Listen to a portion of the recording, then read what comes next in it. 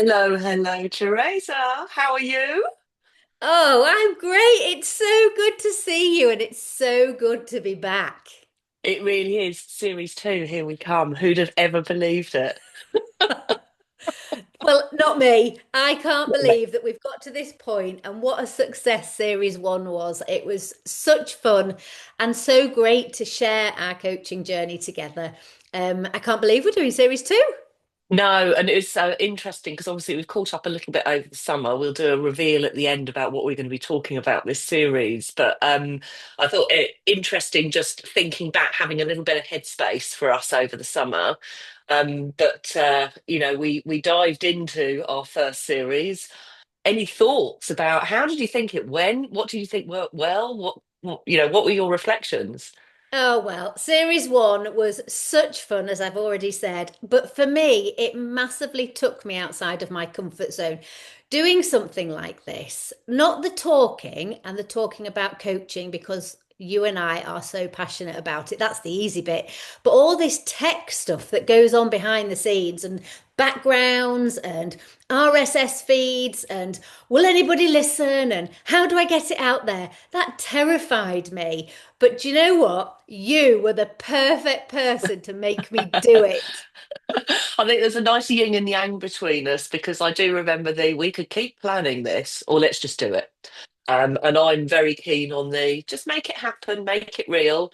And I must say, very proud of the fact we got out there and we did it. So a little bit of moving outside the comfort zone, taking a bit of a risk ourselves, as we're learning something new.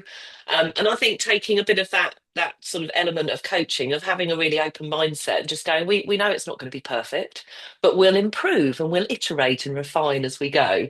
So I think it'll be quite interesting as we go into series two if people notice some of the few little tweaks that we make and see whether that helps things as well. Yeah, absolutely, definitely. Is there anything that sort of stood out for you in that series one, that bit that sort of made you think, gosh, I'd never really thought of it that way? It's a bit of a tricky one, isn't it? Because we talked through sort of first of all an introduction of ourselves, but then we were talking through what is coaching all about for those who are sort of we don't quite know how we get into it. So, how do you choose your coach? What happens actually in a coaching session? How do you end the coaching relationship? And then about impact as well. For me, I was really pleased with the way we rounded things off with the impact because that's where we actually heard from one of my coaches, Nadine, around what the impact had been on her from a personal as well as a professional point of view. So to me, hearing back the impact that it's had was probably put your shoulders back and go, yeah, this really works. So that was probably the biggest moment. But there was lots of learnings, I think, for me as an individual on the way as well. Now tell me, what else, Teresa? We've had a whole summer. I feel like you've had quite a lot of exciting things going on. So tell me about, what were you planning over the summer and what have you done? Maybe from a business side as well. Oh, yeah, absolutely. Well, I've been all in this summer, whether that be from a business perspective, so whether that's been building, we've got this business coaching, or whether that's been building myself, actually. And I've really had to continue to be outside my comfort zone. So, from a business perspective, I've been completing tenders for work, which is not something I've ever really had to do in a corporate world. In the past, there was another department that did all of that sort of stuff. But when you set up as self employed and when you're building your own business, you absolutely have to do things pretty much yourself and seek support and seek help. And that's been really nerve-wracking, but also really exciting. So that's been great. I've started doing new types of coaching. So rather than doing coaching sessions that are sign up for six or seven at a time, I've been doing pay as you go. And that's gone down really well, especially with people that are maybe small independents that just want a little bit of sort of light bulb moments at a challenge or a crossroads that they might be at in particular. So I've had to adapt and be flexible and just try different things, which has been great. And that's what coaching's all about, isn't it? It's about helping you open your eyes and look at whatever the situation is differently and try different things. So that's been good. And I've used exactly the Sounds same amazing. I've used exactly the same principles in my personal life because whilst summer's been fabulous and we've had such gorgeous weather, haven't we? It's been great. It's allowed me to continue to be outside my comfort zone because my friend has got a milestone birthday this year. And because I had a milestone birthday last year and made her climb the Yorkshire Three Peaks, she said to me, let's do the national three, three These are peaks. not a friend, I would say. No, well, I'm beginning to think that. So we've managed Snowdon. We will Way. by the time this is published and you're all listening to this, I'll hopefully have done Ben Nevis and Scarfell is yet to come. So that's been pretty, hard It's work in order to get hardcore. ready. It's really Yeah, hardcore, it's and very but hardcore. but I'm doing it for her. And then my daughter decided that she would sign us up to do a half marathon in October. Oh, yeah, I'm wondering about your friends and family, Teresa. Yeah, me too. I think I need some new ones. So anyway, so I've absolutely had to be in training for that because whilst I sound like I might be quite an outdoorsy fit person, I genuinely am not. Hmm. And so this is where I'm having to put in consistency. I've had to be committed and I've had to be accountable, which again is all three key words that we use in coaching on a regular basis.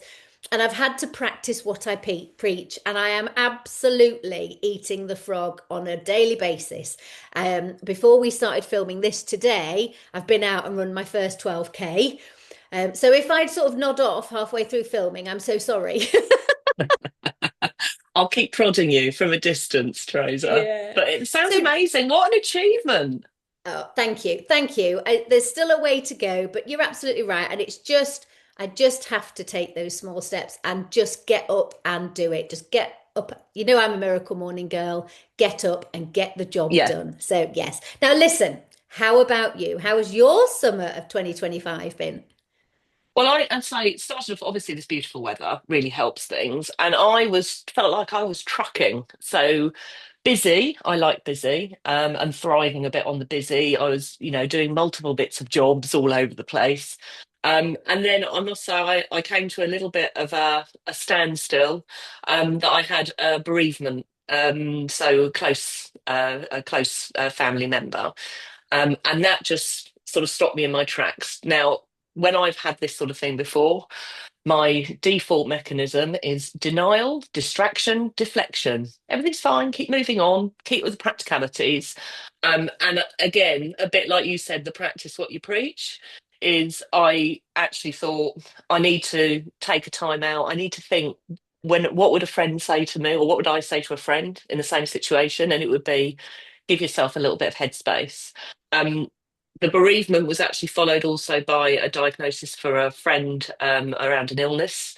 So it did feel like a double whammy. And I then said, I'm going to just take a moment, and really think what's the best things for me, do the things that make me happy, take a little bit of time, and just make sure I'm being kind to myself. So there's lots of things associated with bereavement and with supporting friends, which is practical stuff, but it's also emotional. It takes quite a bit of your battery, and you need to keep on refilling that battery. So I would say it's a challenging one, and my plans for the summer got readjusted, let's say, and I've been okay with that, which again I think is for me a little bit of a learning of past behaviours where it's no, keep trucking, you've got a goal, you've got to keep going for it, and I have been a bit kind to myself over the summer, still kept the things going which are important, the commitment bits, like you said. But I've given myself probably more space than maybe in previous events that I haven't given myself that same space. So yours is all energetic and wonderful. I don't want this to turn into a therapy session, but it is interesting that we've had probably quite different summers. And I would say as well, it's been nice that the two of us have still connected during summer. Because that's been helpful for me. You're always someone who lifts people up, so always a good way to lift you into that energy boost again. But I guess as we were talking over the summer, we were also thinking about, well, what comes in to series two? And I think knowing the difference between between our summers, it's sort of sometimes life gets in the way unexpectedly, which does mean, when we talk to executives, then we're a lot of the time talking about what's this new business challenge or business problem. And sometimes just life and personal life comes in and gives you a curveball. So I think it's nice topic and very practical and realistic that as we go into series two, we start talking about not just the business side of things of how can you manage this, with a new change in the organization world, etc., but also what means that life events might mean there's a new normal that you're having to adjust to as well in your professional life. So that's what we're going to be talking about. So it's going to be an interesting second series, I think, for us. And we're also, I'll let you do the next reveal if it's not just the two of us this time.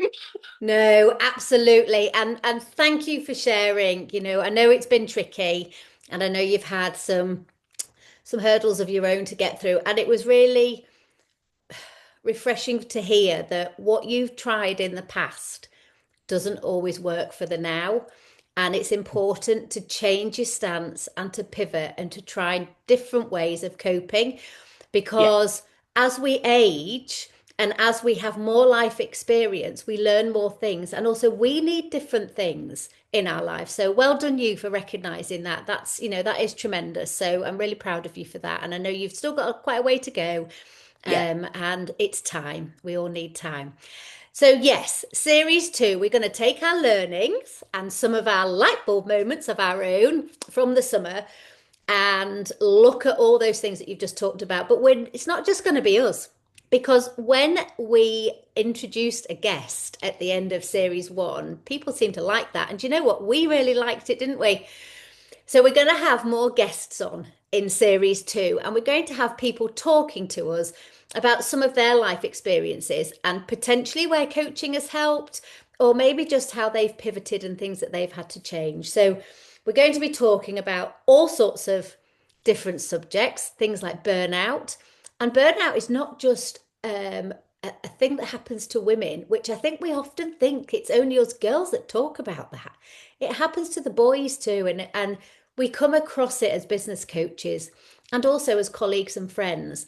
So we thought it was important that we get the story across equally. So we're going to be doing a bit on burnout. We're going to be doing some stuff on maternity and paternity and coming back to work and how that is, because that's quite different.